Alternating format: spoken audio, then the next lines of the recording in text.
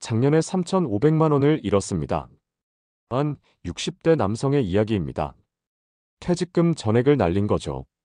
이런 일이 하루에 몇 건씩 일어나고 있다는 걸 아세요? 한국소비자원 통계를 보면 60세 이상 투자 피해가 전체의 40%를 차지합니다. 평균 피해액이 3,500만 원이에요. 여러분, 이건 남의 일이 아닙니다. 퇴직하신 순간부터 여러분은 투자 사기꾼들의 1순위 타겟이 됩니다. 마지막 기회예요. 안전하고 확실합니다. 다른 분들도 많이 하고 계세요. 이런 말에 속아서 평생 모은 돈을 한순간에 날리는 분들이 실제로 제 주변에도 너무 많아요.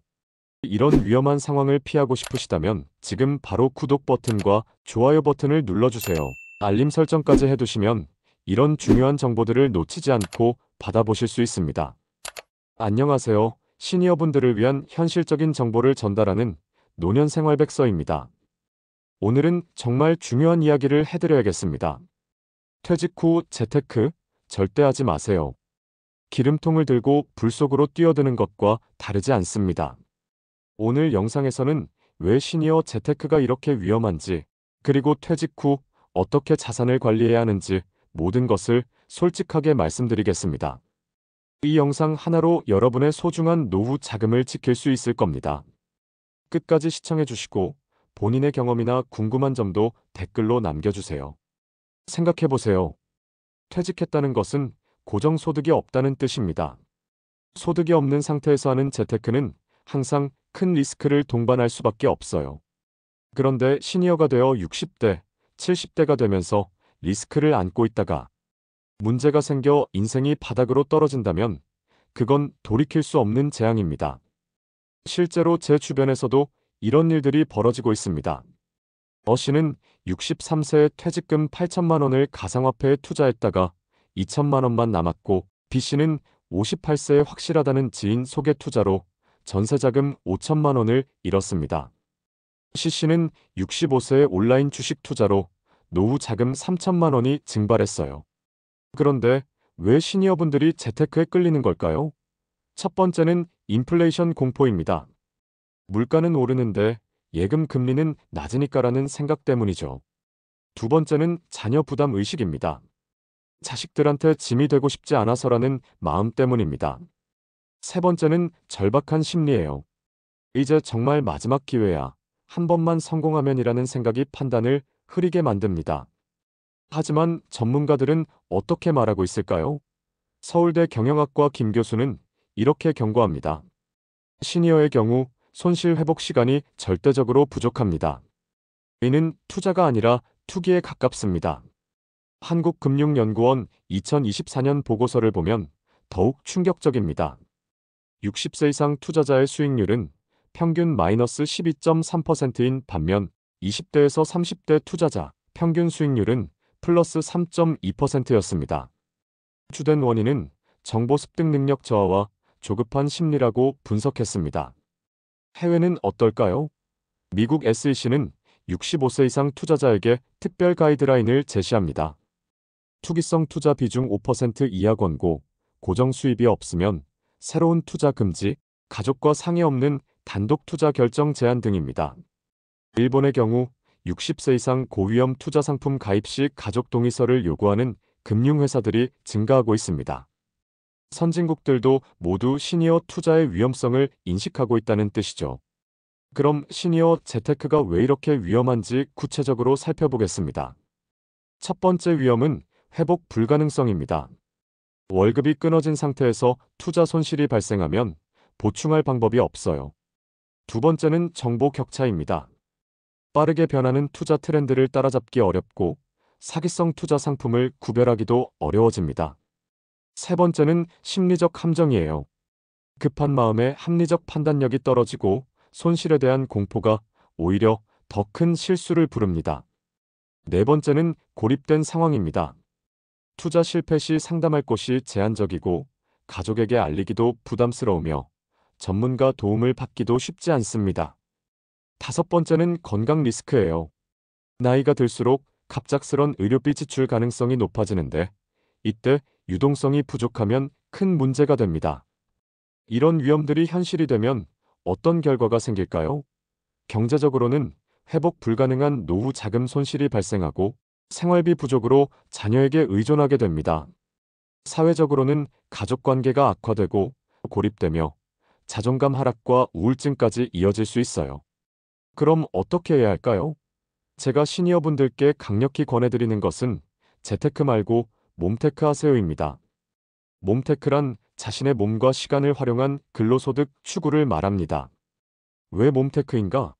여러분이 평생 쌓아온 경험과 지식, 그리고 여전히 건강한 몸과 시간이야말로 가장 확실한 자산이기 때문입니다.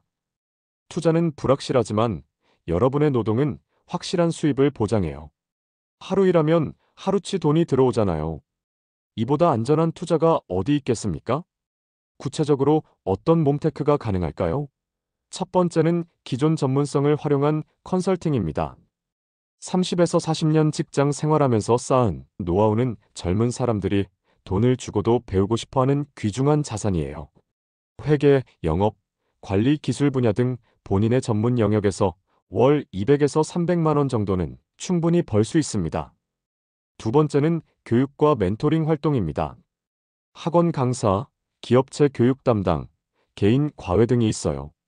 특히 요즘은 온라인 강의나 유튜브 채널을 통해서도 수익을 낼 수 있습니다. 한번 콘텐츠를 만들어 놓으면 지속적인 수입이 가능해요. 세 번째는 시간제 근무나 프리랜서 활동입니다. 본인 체력에 맞춰서 주 3일, 하루 4시간에서 5시간 정도만 일해도 월 100에서 150만 원은 가능합니다. 무리하지 않는 선에서 꾸준히 하는 것이 핵심이에요. 네 번째는 생활형 사업입니다. 작은 카페, 반찬 가게, 택배 보관함 운영 등 큰 자본이 들어가지 않으면서도 안정적인 현금 흐름을 만들 수 있는 사업들이 있어요. 다만 이것도 본인의 경험과 적성에 맞는 것을 선택하는 것이 중요합니다. 가장 중요한 건 몸테크는 100% 확실한 투자라는 점입니다.